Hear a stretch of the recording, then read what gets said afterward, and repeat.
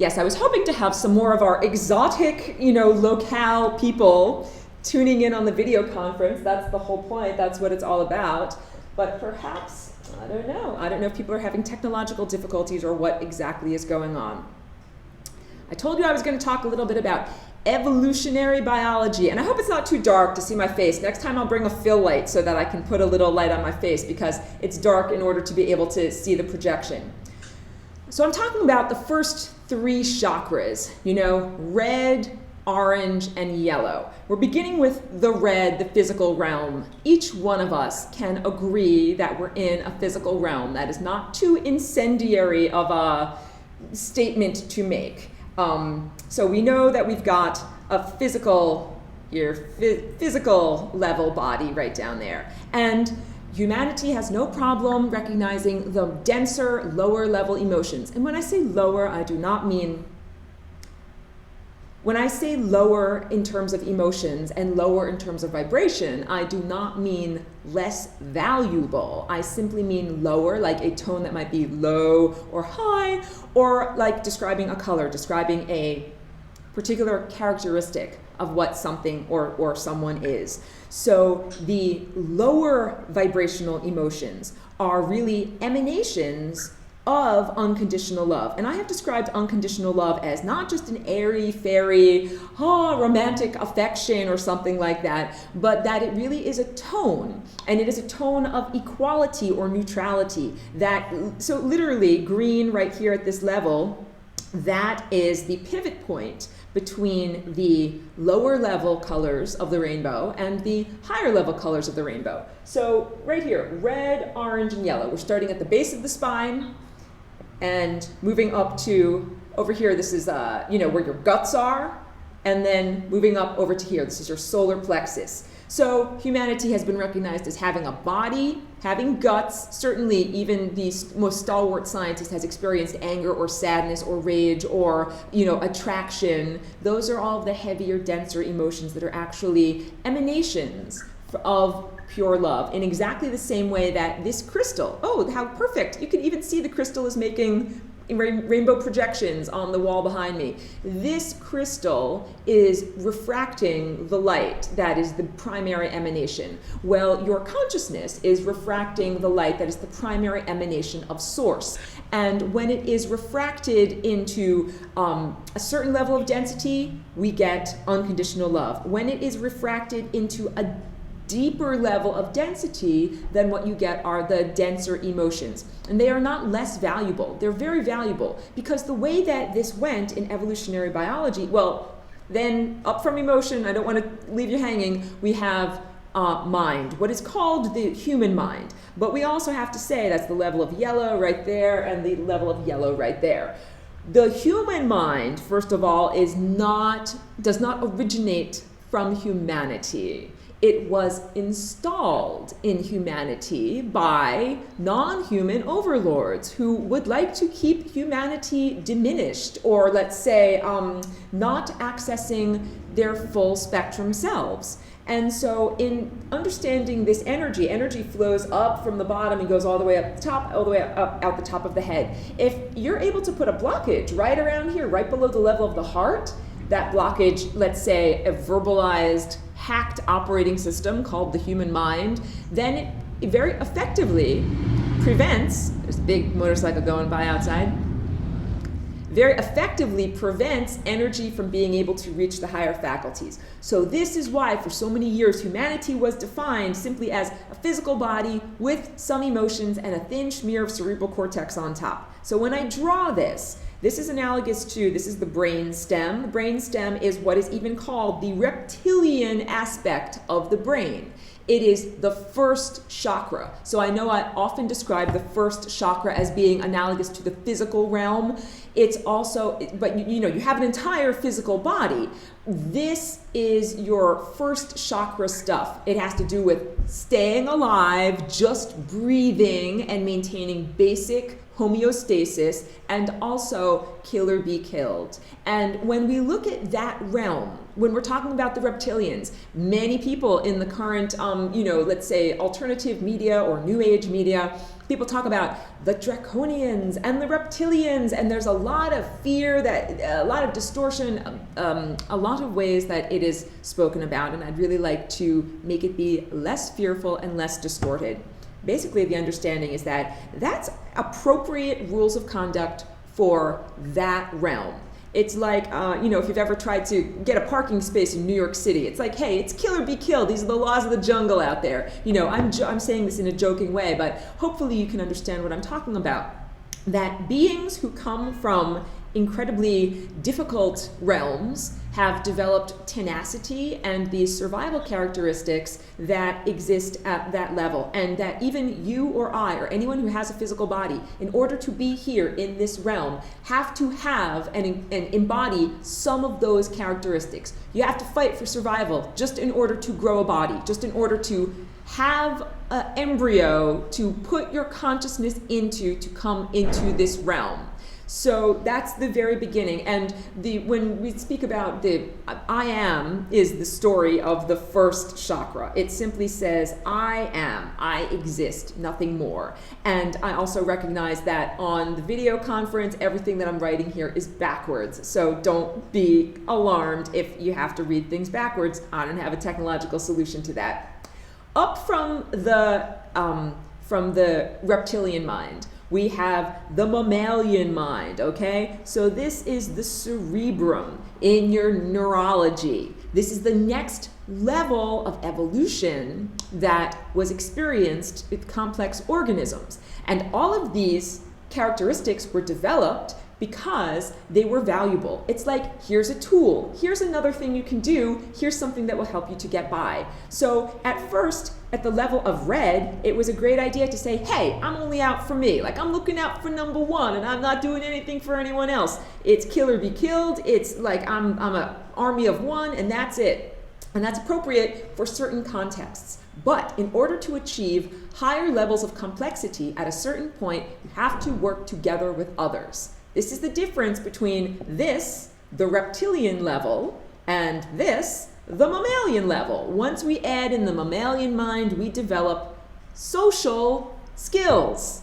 How to deal with other beings. And the whole point of this has a lot to do with procreative agendas. So reptiles have a procreative agenda where the mama says, I'm just having like 10,000 babies. I'm just gonna let them go and one or two of them will survive, right? This is like snakes or beings that have, they have eggs that they lay, or fish, and then some of those fish will survive, but some of them won't. It's a very different procreative agenda than that of the mammal.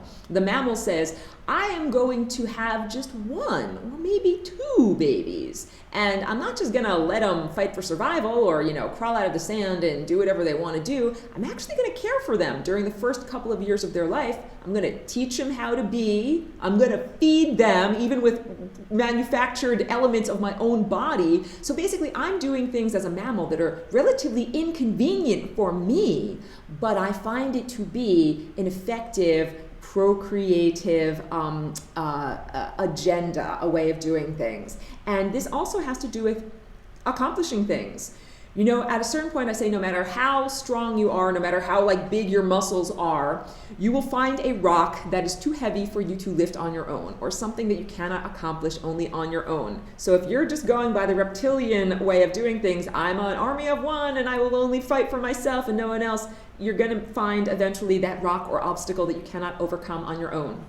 That is why, in order to reach the next levels of complexity, it is necessary to have socialization, to learn to work with others. And let's also say this does not only exist at the level of mammals, because insects have complex social hierarchies also. If we look at ants and how they work together, they are not mammals, yet they have socialization. So again, with all of this, when I'm talking about the chakras, please do not take things too literally. When I talk about the mind, animals have mind, animals have consciousness. So one of the real tricky aspects of this is that humans who have a human mind that does not even originate from humanity are using that mind to determine what mind is and what consciousness even is. So if you have a human mind and then you look at an elephant and you say, well, they don't even have a mind. Well, they don't have a human mind, but they certainly do have a mind. And I will tell you this, that the human mind as it currently stands is a hacked operating system. It doesn't work very well. It needs serious software patches in order to be functional at all. So elephants in many ways, or dolphins, or blue whales, or some of these larger vertebrate creatures that have as many or more neural connections in their brains as humans are equally complex and equally as intelligent, even though they might perceive and express their perceptions differently, okay? So then on top of, we got red, we got orange, and on top of there, we now have yellow. Yellow is the cerebral cortex. That's the highly convoluted, bumpy surface area of the brain that not every animal has. So to give you an idea, like if, I'll draw it in black so you can see it better on the screen. If this was the surface area of the human cerebral cortex, this is the surface area of a chimpanzee's cerebral cortex. And that's significant because that surface area is where a lot of connectivity is happening. And the reason why your brain is wrinkled is because it's been wrinkled to put more surface area into a smaller space in your skull. So this is basically how you can fit 4 times as much connectivity into a skull without necessarily having to make the skull 4 times as more giant. And this is the mitigating mind, that this yellow cerebral cortex area allows humanity to mitigate what are called the lower animal tendencies, the mammalian mind and the reptilian mind. So if you have an impulse that comes from the mammalian or reptilian mind and it has to go through your human mind says, wait, stop, before I do that, is that a good idea? Should I really do that? Like, that person looks threatening over there. I think I should kill them. Like, the human mind says, wait, perhaps I shouldn't do that. And before you even get to the human mind, the mammalian mind might say, perhaps there's a way to coerce that person.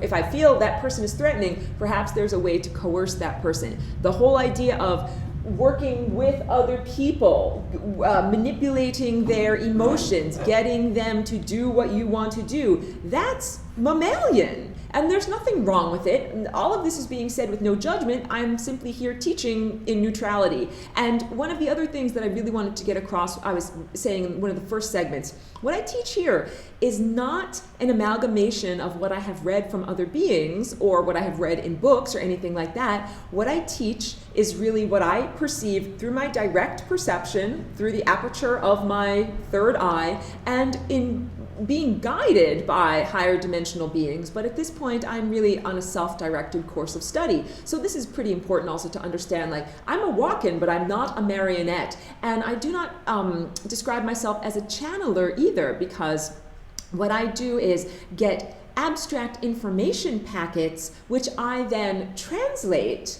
into metaphors or analogies or pictures or artwork or animations that can be understood and perceived here in this time. In fact, the whole persona of Aurora was created in order to be this level of interface with humanity, to take information that comes from another less dense realm and bring it into this realm, into this more dense place. So I do that in terms of artwork and making physical sculptures and physical objects, teaching, using the vibration of my voice and things that are recorded, and also abstract vibration. I literally am like this crystal. This beautiful Herkimer crystal right over here.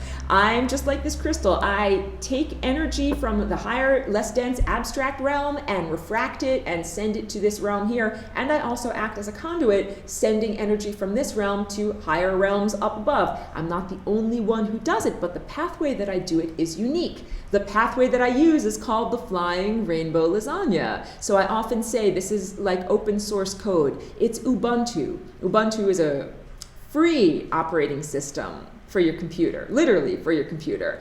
And it means good for all. So the idea is, this is from an ancient African culture, if you did something that was only good for one and it wasn't good for all, why would you do it? That's the antithesis of the reptilian mind, which says it's only good for me and it screws everyone else, I'm going to do it. So now let's look at our world. Let's look at why the world is the way it is, because there's a lot of people who are acting from the reptilian mind. There's a lot of people who are not using their cerebral cortex to mitigate their lower desires to do whatever they feel they need to do in order to amass resources so that they don't have to feel afraid. I get way into, in further teachings, what the origins of the human mind, the origins of the reptilian mind, why this is the way this is. So understand that even in a 1-hour lecture, there's only so much ground that I can cover. The main point that I have been making here is that humanity, you are more than just this. This is what humanity has defined itself as for about the past 5,000 years, okay? And that is the length of what humanity says, this is our history. 5,000 meager years. Humanity says that is as far back as we can remember, and that's all that we are. And that's because humanity is amnesiac and does not remember what happened before the forced genetic degradation that cut humanity off from its higher faculties. And now we're back to these lovely pictures where you can see, hey, here's the level of the human mind. You get implanted with your human mind in infancy, and as soon as that mind starts going, it makes it a lot harder for energy to circulate up and get even to the level of green, even to the level of unconditional love, which in the past has been defined as, the special area only for Buddhists and meditators and holy Christ-like saint people. No, this is not true. Unconditional love is actually the baseline of what we are intended to be experiencing. And we actually come here. We are born in a state of unconditional love. And it is really social programming that takes us away from that level. And when I say unconditional love, again, I'm not talking about romantic or feelings of affection. It's not like you want to kiss someone. It's not like that at all. It is much more a sense of neutrality and the sense of non-judgment and allowing all of the information that needs to come through.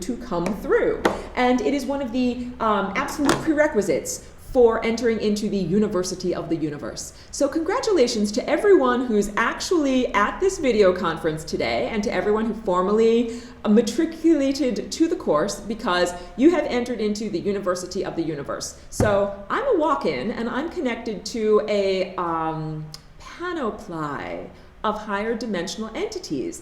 I choose what I say, and also I sometimes will speak for them or translate messages that they would like to get through to humanity or be a conduit for energy from higher sources. However, it's, like I said, different than being a channel. It's not like I stop being me or suddenly become a marionette or animated by something else. And really what is happening with humanity, what is going to happen is, as the hacked operating system at this level of yellow is improved, there will no longer be this false dichotomy between the lower self, the aspects of self that encompass red, orange, and yellow, and the higher self, the aspects of self that encompass the throat, insight, and connection to the divine. And when I say these things, when I say the throat chakra, this is truth, this is communication.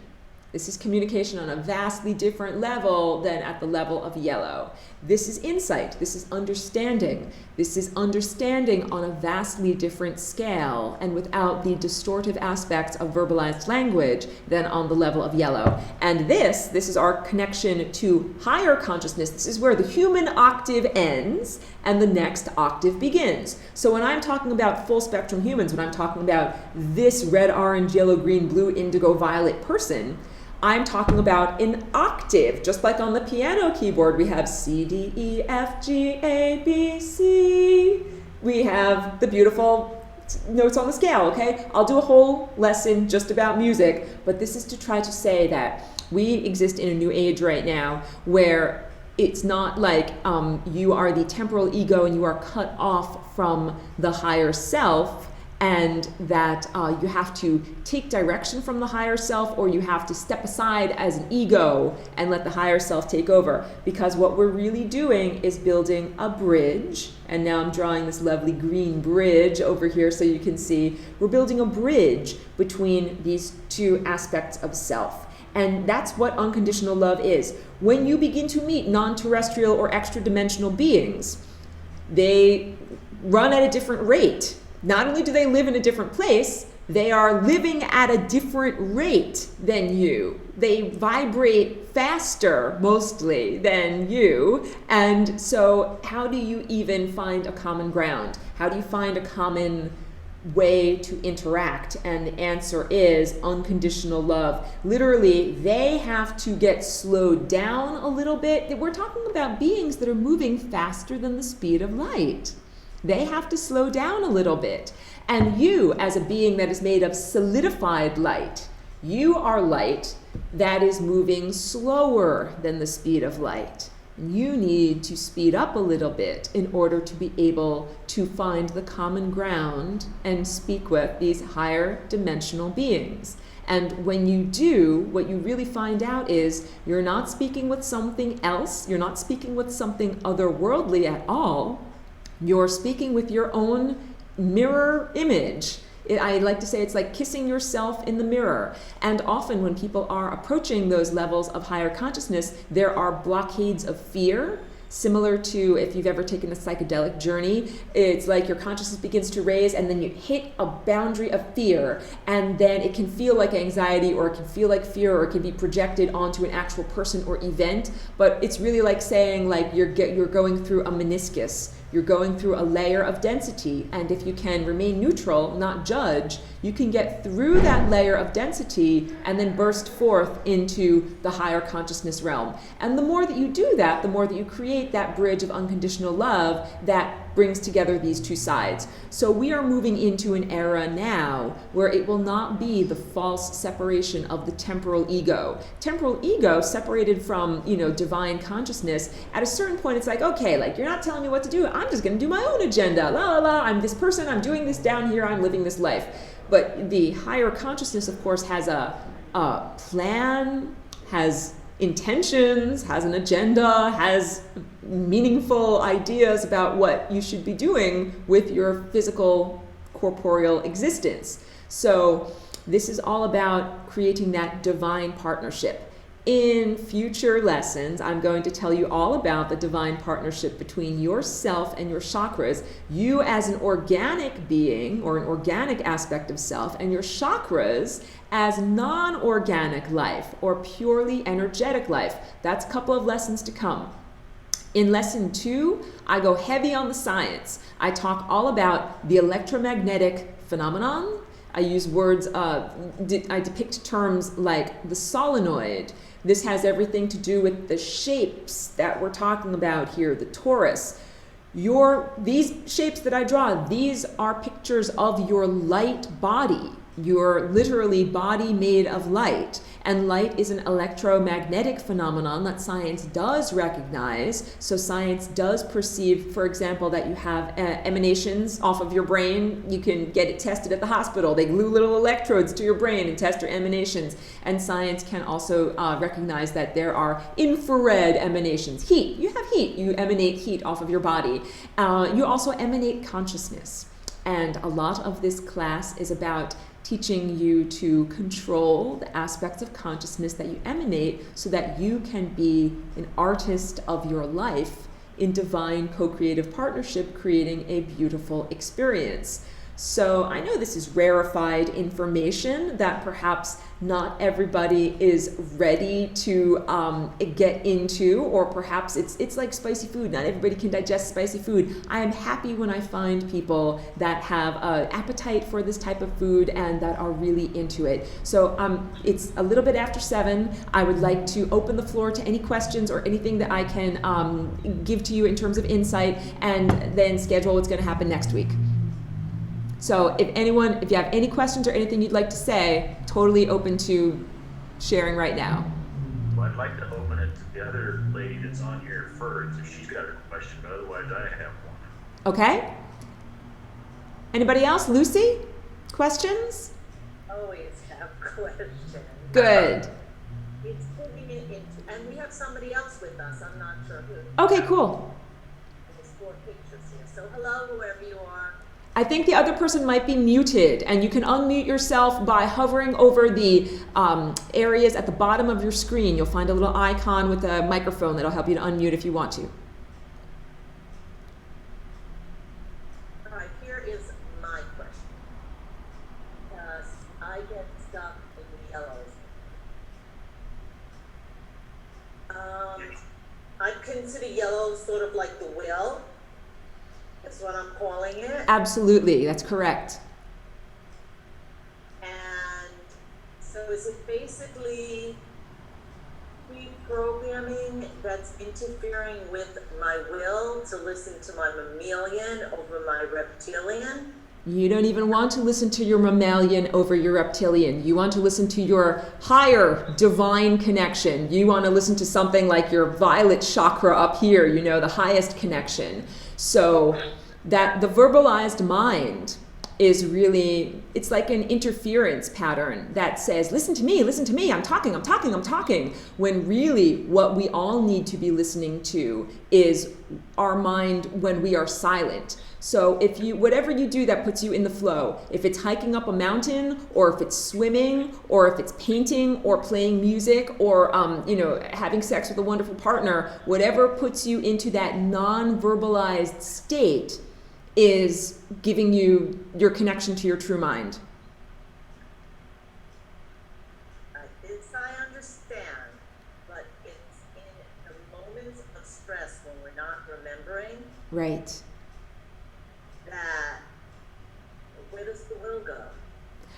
Okay, so will has been corrupted by language that says, I want this, I want this. Like anytime anyone has ever had an addiction, that's these mental implants that are overriding your own will. No one is born into this world saying, I have a desire to ingest poison. But, people get addicted to things all the time, like if it's soda or tobacco or heroin, and then they have less control over their will. And it's not just a substance. It's not just because they're ingesting a molecule, because you can lose your willpower over food or over a love affair. It's really the hacked operating system. When I say hackers, they're like unwanted programmers that reach into your mind and program your mind to do what they want you to do. So if these negative service to self, lower vibrational entities are like, oh, I want you to,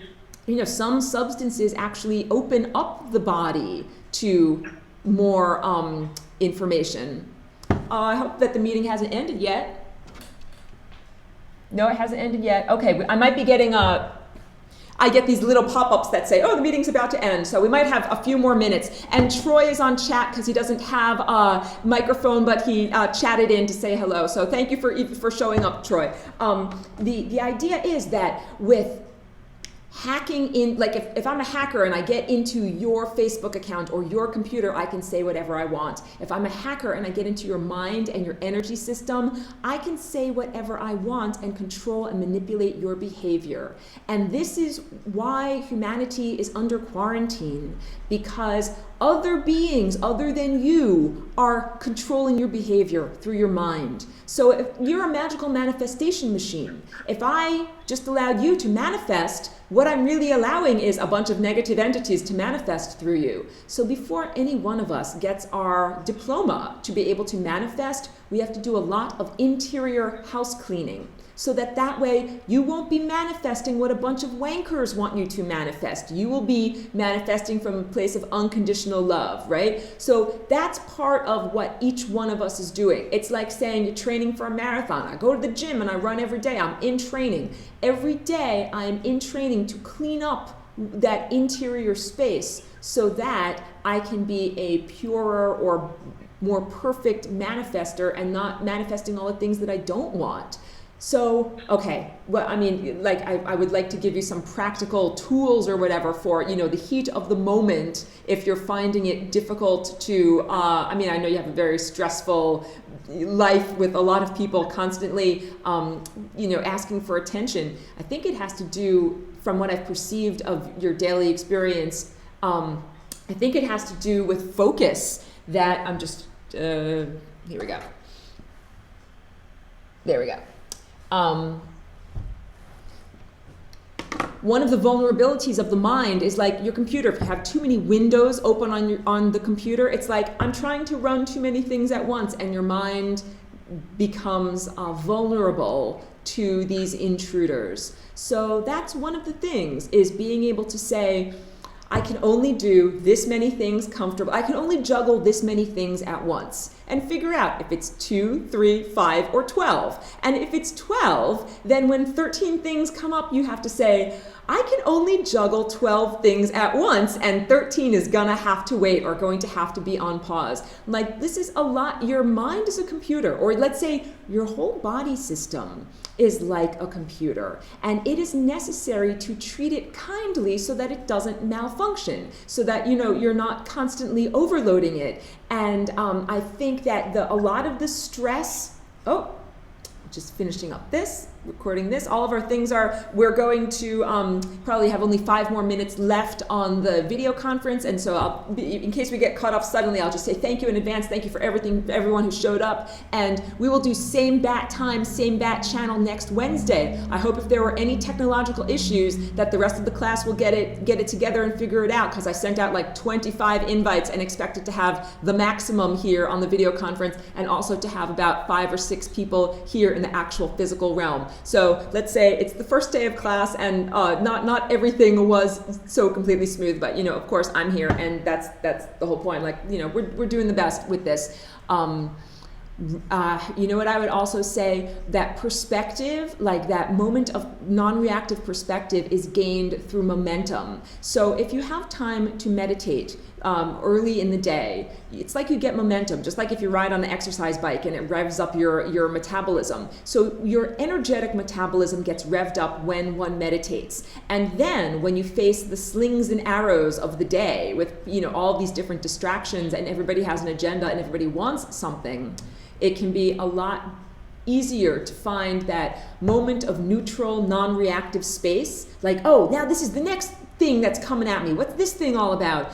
You can say, okay, I'm going to not react for a moment. Look at what this is all about. And if it's the 13th thing that you can only juggle 12, then you can have that moment's peace to be able to say, that is more than I can handle at the moment. It's like really using the mind is really like a computer, and we have to recognize it. Like, also, you can't overload the mind with too many things, and eventually you need to rest. Like, this is what I learned also, like I would just keep going all day long if I could, and continue writing, recording, and painting. But at a certain point, my brain is like, wow, I can't think anymore. I need to stop doing this and do something else. So it's just like your muscles can become tired, your brain or your mind can become tired, and in those moments of feeling tired, that can be the vulnerability, where then it's like, I feel stressed, let me get that cigarette or that chocolate or that whatever it is that I use my willpower not to get. But in the end, your will and what you want for yourself is to thrive. You want your highest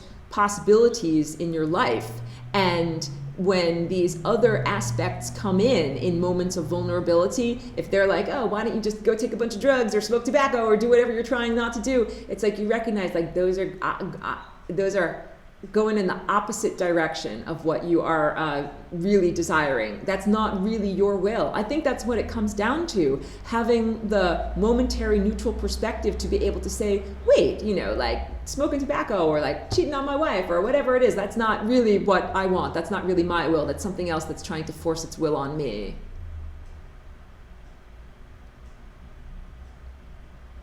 Okay, go on to his question. Okay, Mike, I'd love to hear it. We'd be here all night if you answered all my questions. Well, save some for next week. I will. You mentioned something about going to the next octave. I didn't quite catch what you meant by that. Okay, that's a really great question. The human octave is, beginning at red, orange, yellow, green, blue, indigo, violet. So it encompasses the spine, from the base of the spine to the top of your head. And what is beyond the human octave? Well, I would say the answer is God, because I don't feel like God is a dirty word. So I'm totally at peace with that. But really, when you add up red, orange, yellow, green, blue, indigo, and violet, you get white light. That is the light of pure consciousness. So just like in the same way that this crystal refracts light into its constituent elements, your being, your chakras of your body, and your density of your physical body refract the primary ray of consciousness into these varying degrees of density. And if you add them all up, what it all adds up to is white. It's pure consciousness. It's just pure God. And that's what we get to when we tune in to the next highest octave. Gotcha. Right on. That's a good question. So it's about 7:15. I'm going to end the meeting. Thank you so much to everyone who tuned in. I'm also going to send out an email with lesson 2. Both of you guys are in Educreation, so you're all set. Troy, if you would like to access the Educreations, I'll set up a student login for you. Or you have the option of watching them on YouTube, which does not require a login, but after the Educreations lessons, there are written Q&A, which is a great way to explore the discussion, especially if you're not able to make the video conferences. So that's the value of getting the Educreations login. Once again, thank you so much for everyone who decided to come on board the Flying Rainbow Lasagna. I want everyone to be on board the Flying Rainbow Lasagna. I have to come closer to read what this says. Yes, I will send Troy the login information. Sounds totally awesome. Fantastic. Thank you everyone for tuning in. You'll get lesson 2 in your inboxes imminently, and much appreciation to you. Thank you. Of course. Have a great night, Mike, Lucy, Troy.